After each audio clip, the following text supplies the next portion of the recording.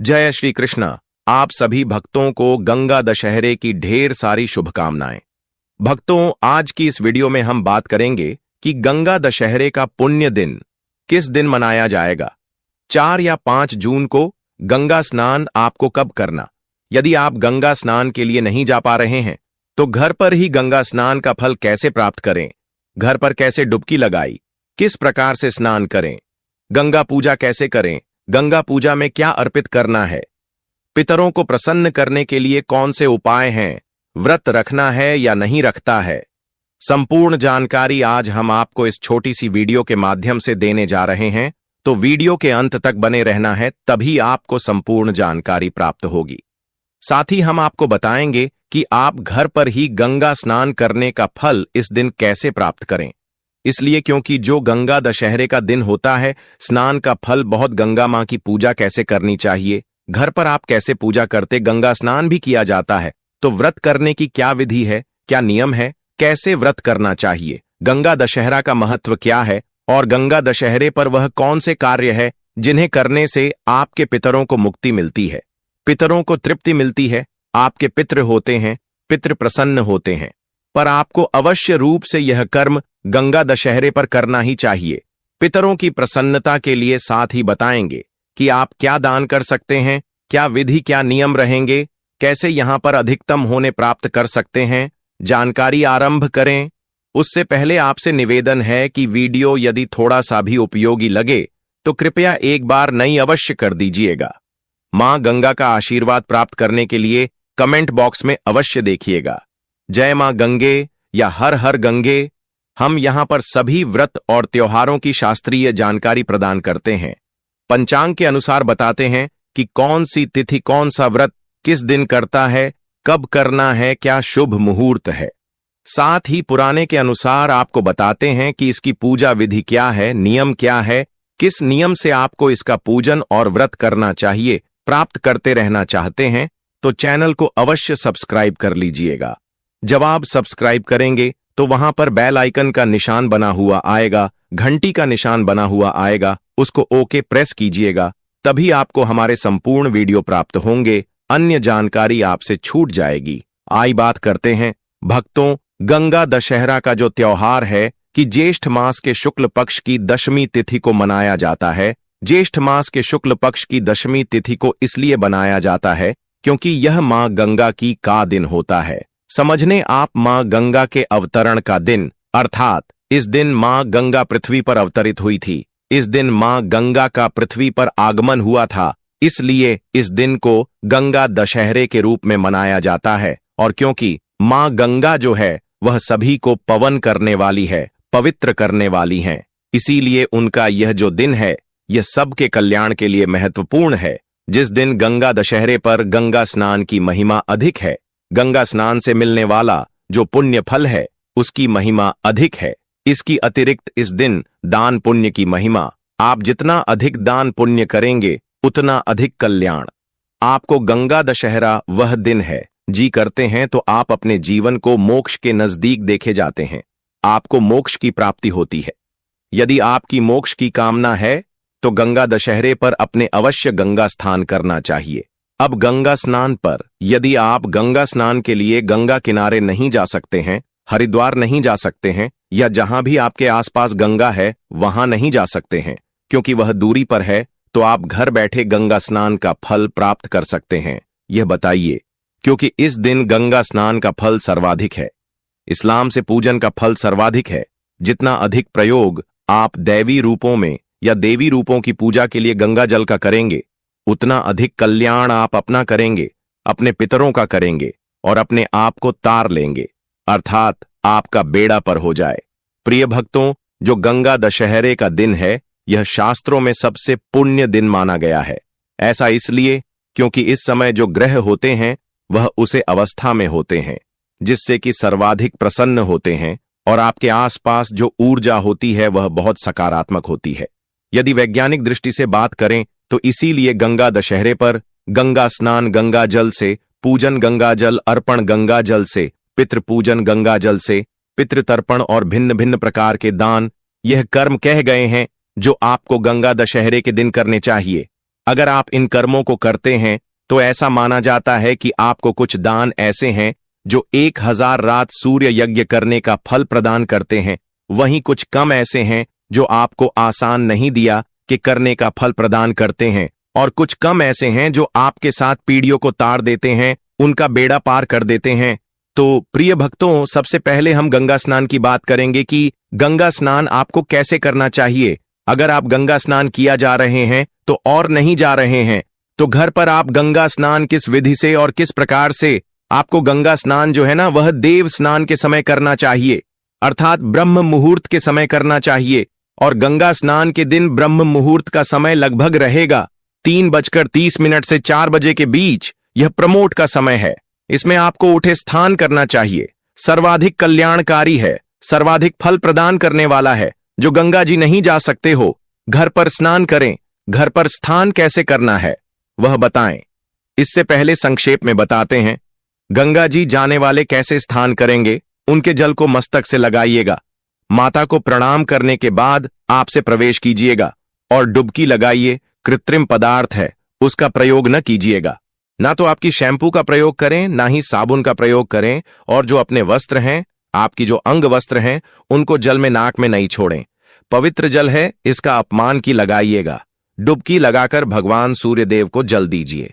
ग पवित्र जो पित्र है गए, और यथासंभव दान कीजिएगा। गंगा के किनारे पर जो भी पुजारी गण हो, जो भी पंडित गण हो, जो योग्य लगते हो, आपको आज के दिन दान देना चाहिए। इससे आपको बहुत अधिक होने की प्राप्ति होती है। ध्यान रखिएगा। ध्यान जो है किसी योग्य ब्राह्मण को लगता है कि पता नहीं वहां पर सही लोग होंगे कि नहीं होंगे, क्योंकि आजकल ऐसा भी है। और कुछ लोग दक्षिण के रूप में लेते हैं और शाम को माजरा बंद करते हैं, टेढ़ापन करते हैं, या उसकी हुए में उड़ते हैं, इधर उधर करते हैं। क्योंकि यदि अयोग्य ब्राह्मण को दान दिया जाए तो उसे जो हानि होती है, अर्थात जो नुकसान होता है, उसका जो पाप लगता है, वह दानदाता को लगता है। इसीलिए कुरान कहते हैं कि आपको सद्कर्म करने वाले ब्राह्मण को ही दान देना चाहिए। प्रिय भक्तों, आपको दान कुछ करना है। किन किन वस्तुओं का दान करना है, इसलिए हम आगे आएंगे। पहले बताना आवश्यक है कि जो लोग गंगा स्नान के लिए गंगा भी नहीं जा पा रहे हैं, वह घर पर कैसे स्नान करेंगे। गरबा स्नान करने के लिए ब्रह्म मुहूर्त में उठे तो सबसे उत्तम है। ब्रह्म मुहूर्त में उठेगा, उठने के बाद जो जल है आपका उसको भरना है। तो पहले आप अपने बाल्टी जो है उसको अच्छे से साफ कीजिए। साफ करने के बाद सबसे पहले आप उसमें गंगा जल भरिए। जितना भी गंगा जल आप डाल सकते हैं, 2 बूंद से लेकर जितना आप कैसे हो, जो उचित लगे आपको वह डाल दीजिएगा। अगर मिल जाए तो वह भी आपके लिए कल्याणकारी है। गंगा जल डालने के बाद अपने शुद्ध जल भर लेना है। शुद्ध जल भरने के बाद अपने मां गंगा का स्मरण करना है और उनका आवाहन करते हुए जल अपने ऊपर डालना हो। ओम नमो गंगाई विश्वरोहिणी नारायण नारायण नमो नमः ओम नमो। गाना यही विश्वरूपाणी नारायणी नमो नमः। इस मंत्र का जाप करते हुए आप नमस्कार करेंगे। स्नान करेंगे तो गैंग चाहिए। मुझे गोदावरी सरस्वती नर्मदे सिंधु कावेरी, गोदावरी सरस्वती नर्मदे सिंधु कावेरी जेल आसमान गुरु, इस मंत्र का जाप करें। यमुना गोदावरी सरस्वती नर्मदा सिंधु और कावेरी नदियों के जल को मिलाकर अपने जमा लेने की प्रार्थना जो आप करेंगे, उत्तर दिशा की ओर मुख्तार की करेंगे। स्नान कीजिएगा। स्नान करने के बाद स्वच्छ वस्त्र धारण कीजिएगा। इस भाव के साथ जैसे आप गंगा जी में स्नान करते हैं तो आप सभी को आगे देखते हैं, जल देते हैं, स्नान करें। इस प्रकार से इस भाव के साथ सूर्य देव उदय हो गए हैं तो सूर्य देव को जल दीजिए। रोटी में पहले गंगा जल भरिएगा, फिर शुद्ध जल भरेगा और उससे आप माता तुलसी को जल दीजिएगा। लोटे में गंगा जल भरेगा, माता तुलसी को जल दीजिए। माता तुलसी, सूर्य देव, पीपल के वृक्ष को जल दीजिएगा। पीपल देवता को जल दीजिएगा। सभी देवताओं का वास होता है, अन्य कोई। यदि आप पवित्र वृक्ष मिल जाए, चाहे बरगद है, चाहे फिल्म पत्र है, उसे जल्दी से भी जल दे सकते हैं। कल्याणकारी मित्र जिलापित करना है। अगर समय ना हो तो आप जल लीजिएगा। दक्षिण दिशा की ओर मुख कीजिएगा। पितरों से निवेदन कीजिए, गंगा जल से मैं आपको तृप्त कर रहा हूं, यह जल मैं आपको अर्पित कर रहा हूं। आज गंगा दशहरा के अवसर पर आप इसे स्वीकार करें और इस प्रकार से जल दे दीजिए कि आप एक लोटा लीजिएगा।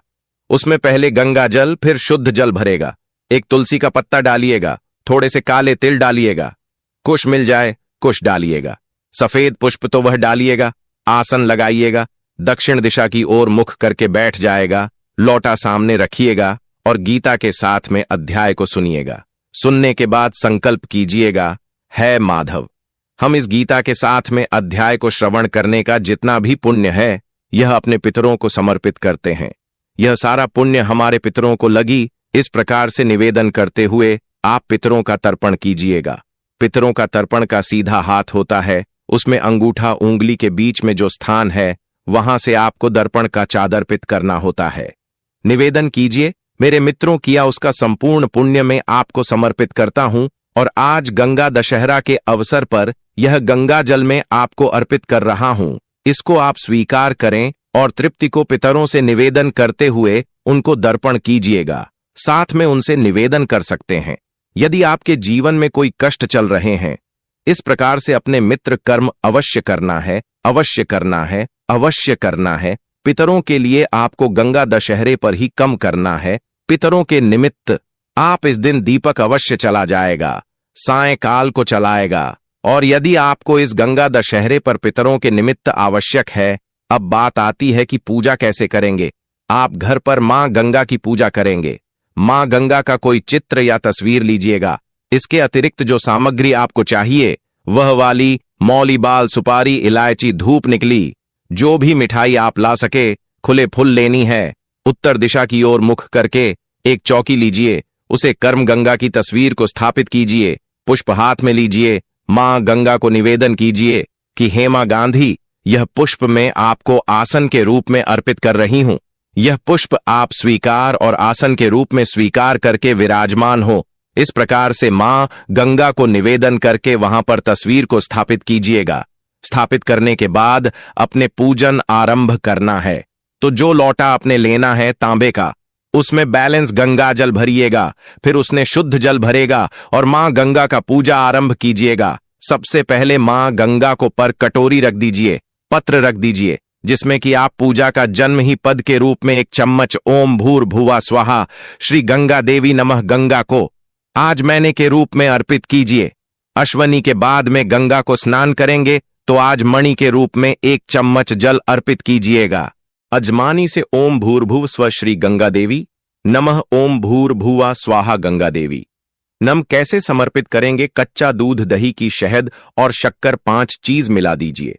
अब क्योंकि एकादशी से पहले की तस्वीर तिथि है और दशमी तिथि हो जाता है, इसीलिए आप इस दिन पंचामृत में शहर न डालिएगा। शहर के स्थान पर आप गंगा जल बता दीजिए और वह अर्पित कीजिए। मां गंगा को स्नान अर्पित करने के बाद स्थान करेंगे, पुणे शुद्ध जल करेंगे। अब हम जान लेते हैं कि साधारण माध्यम से हमें पूजा कैसे करना है। भक्तों, गंगा दशहरा 2025 में गंगा नदी के धरती पर अवतरण की स्मृति में मनाया जाएगा। यह पर्व ज्येष्ठ शुक्ल दशमी को आता है और गंगा माता की पूजा, स्नान, दान और पितृतर्पण के लिए विशेष रूप से महत्वपूर्ण होता है। गंगा दशहरा 2025 तिथि तारीख सोमवार 5 जून 2025, दशमी तिथि आरंभ 5 जून 2025 को रात्रि 8:29 से दशमी तिथि समाप्त 6 जून 2025 को रात्रि 10 बजे तक। गंगा दशहरा का महत्व। हिंदू धर्म में गंगा दशहरा का बहुत ही विशेष महत्व है। इस दिन श्रद्धालु गंगा नदी में स्नान करके अपने पापों से मुक्ति पाने के लिए गंगा स्नान करते हैं। 1. गंगा का अवतरण। इस दिन मां गंगा स्वर्ग से धरती पर अवतरित हुई थीं। भगवान शिव ने उन्हें अपनी जटाओं में समेटा और फिर धीरे धीरे पृथ्वी पर छोड़ा। 2. पापों का नाश। इस दिन गंगा स्नान करने से 10 प्रकार के पाप नष्ट होते हैं, इसलिए इसे दशहरा कहते हैं। 3. पितृ शांति के लिए उत्तम दिन। इस दिन पवित्र जल में स्नान कर पितरों को तर्पण देने से उन्हें शांति मिलती है। 4. दान पुण्य का दिन। अन्न, वस्त्र, पंखा, जूते, छाता, जलपात्र आदि का दान करने से अक्षय पुण्य की प्राप्ति होती है। गंगा दशहरा की पूजन विधि। गंगा दुसहरा पूजा विधि। सुबह स्नान और संकल्प। 1. ब्रह्म मुहूर्त में उठें, स्नान करें। यदि गंगा नदी में स्नान संभव हो तो सर्वोत्तम। 2. नहीं तो घर पर गंगा जल मिलाकर स्नान करें और AUM गंगे च यमुने चैव मंत्र बोलें। 3. संकल्प लें, मैं अमुक नाम, अमुक स्थान पर गंगा दशहरा व्रत एवं पूजन करूंगा करूंगी। पूजा सामग्री: गंगा जल, फूल, अक्षत, चावल, धूप, दीप, कपूर, गंगा माता की मूर्ति या चित्र, जलपात्र, तांबे का दान की वस्तुएं, पंखा, छाता, जूते, वस्त्र, शरबत, फल आदि। पूजन विधि: 1. गंगा माता की प्रतिमा या चित्र को स्वच्छ स्थान पर रखें। 2. उन्हें वस्त्र, फूल, रोली, अक्षत आदि अर्पित करें। 3. दीप जलाएं, धूप दें और गंगा जल से अर्घ्य दें। 4. मंत्र जाप करें: एयूएम नमः शिवाय गंगे त्रिपथगे नारायणी नमस्ते स्तुते विश्वरूपिणी। 5. गंगा स्तोत्र, गंगा लहरी या गंगा अष्टक का पाठ करें। 6. फल, मिठाई, शरबत आदि का भोग लगाएं। 7. दान करें: गरीबों को या ब्राह्मण को उपरोक्त वस्तुएं दें। पितृपूजन एवं तर्पण विधि: गंगा दशहरा के दिन पितरों के लिए जल तर्पण करना विशेष पुण्यकारी माना गया है। तर्पण विधि: 1. साफ कपड़े पहने और पवित्र जल, गंगा जल या गंगा जल मिले पानी से तर्पण करें। 2. दक्षिण दिशा की ओर मुंह करें। 3. जल में काले तिल, जौ, चावल डालें। 4. निम्न मंत्र का उच्चारण करते हुए 3 बार तर्पण करें: एयूएम पितृभ्यः स्वधाय नमः, एयूएम नमो भगवते वासुदेवाय पितृमोदनाय नमः। 5. पितरों का नाम लेते हुए मैं अमुक अपने पितृगण के लिए तर्पण करता हूं कहें। 6. साथ ही कोई मीठा या भोजन बनाकर गाय, कुत्ते, कौए और ब्राह्मण को अर्पित करें। पितरों को प्रसन्न करने के उपाय: गाय को हरा चारा खिलाएं, कौए को पका भोजन खिलाएं, ब्राह्मण भोज या दान करें, पीपल के वृक्ष के नीचे दीपक जलाएं और जल अर्पण करें। एयूएम पितृभ्यः नमः का 108 बार जाप करें। क्या न करें? इस दिन किसी को अपशब्द या कटु वचन न कहें, जल का अपमान न करें, जल बर्बाद न करें, मां गंगा के जल को पैर से न छुएं। गंगा दशहरा का व्रत रखने से अनेक प्रकार के धार्मिक, मानसिक और आध्यात्मिक फलों की प्राप्ति होती है। शास्त्रों में इसका बहुत बड़ा महत्व बताया गया है। इस व्रत को विधिपूर्वक करने से मनुष्य को पापों से मुक्ति, आरोग्य और पितृशांति जैसे अनेक पुण्य फल प्राप्त होते हैं। गंगा दशहरा व्रत के प्रमुख फल: 1. पापों से मुक्ति, 10 पापों का नाश। गंगा दशहरा पर गंगा स्नान और व्रत से 10 प्रकार के पाप नष्ट होते हैं।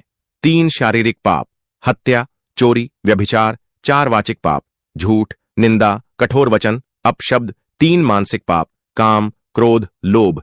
इसलिए इसे दशहरा कहा गया। 10 प्लस हारा, 10 पापों का हारना। 2. पूर्व जन्मों के पाप भी नष्ट होते हैं। स्कंद पुराण में उल्लेख है कि गंगा दशहरा के दिन स्नान और व्रत करने से पूर्व जन्म के पाप भी कट जाते हैं, विशेषकर यदि व्यक्ति गंगा नदी के तट पर जाकर व्रत करे। 3. आरोग्य और दीर्घायु की प्राप्ति: जो श्रद्धा से इस दिन उपवास करता है और गंगा जल का सेवन करता है, वह रोग मुक्त होता है और उसे लंबी आयु का वरदान मिलता है। 4. पितरों की शांति और कृपा: इस दिन पितृ तर्पण करने से पितृगण प्रसन्न होते हैं और घर में सुख, शांति और समृद्धि आती है। वंश में वृद्धि और पीढ़ियों को कष्ट नहीं होता। 5. मोक्ष की प्राप्ति का मार्ग खुलता है। मां गंगा को मोक्षदायिनी कहा गया है। जो इस दिन व्रत करता है वह जीवन के अंत में मोक्ष या गंगा जी के पुण्य के प्रभाव से स्वर्गलोक को प्राप्त करता है। 6. धन, पुण्य और सौभाग्य की प्राप्ति: इस दिन किया गया दान, स्नान और व्रत अन्य दिनों की अपेक्षा 10 गुना अधिक फलदायक होता है। इससे घर में सुख, समृद्धि और लक्ष्मी का वास होता है। एक खास श्लोक फल के संदर्भ में: दशहरायां गंगेयम यस्नायात श्रद्धयान्वितः सपापम नाशयित्वा च गंगालोके महीयत। अर्थ: जो व्यक्ति श्रद्धा से गंगा दशहरा के दिन गंगा स्नान करता है, उसके समस्त पाप नष्ट हो जाते हैं और वह गंगालोक, स्वर्ग में स्थान पाता है। तो प्रिय भक्तों, आपको हमारे द्वारा बताई हुई संपूर्ण जानकारी उम्मीद है समझ में आ गई होगी। अगर जानकारी थोड़ी सी भी अच्छी लगी हो तो वीडियो को लाइक करें।